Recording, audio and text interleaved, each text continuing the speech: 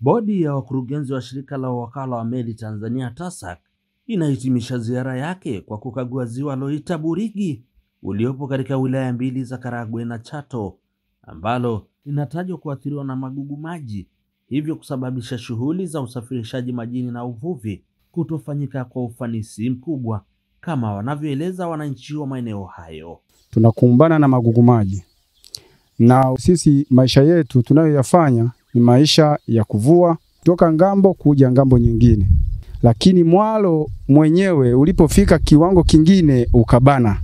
Ikifikaga wakati wa mvua za vuli zile kuanzia mwezi wa 10 wa 9 kuendelea, upepo ukianza, upepo sana sana kuanzia kaskazini kule, inakuwa shida.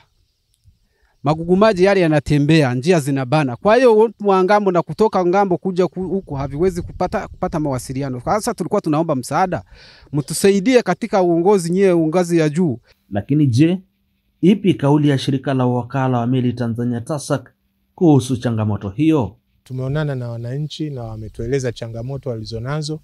Mojawapo ni upatikanaji wa njia ya kutumia kwa ajili ya kwenda ngambo ya pili. Lakini changamoto kubwa ni magugu maji ambayo yapo kwenye maji. Na wazo ambalo waliwahi kuwa nalo ni kutumia madawa kwa ajili ya kuua magugu.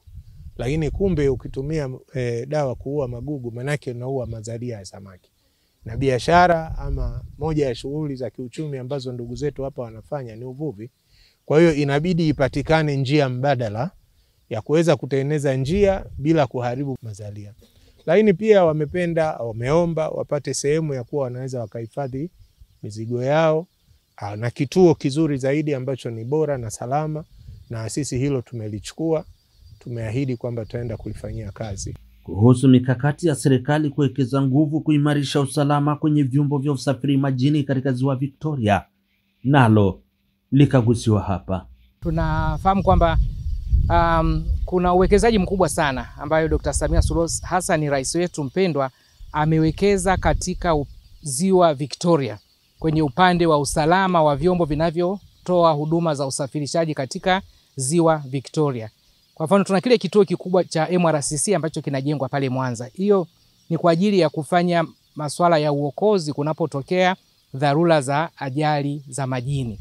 Lakini pamoja na kituo kile kikubwa, ameweza kujenga vituo vingine vidogo vitakavyokuwa vinasaidiana na kile kituo cha Mwanza.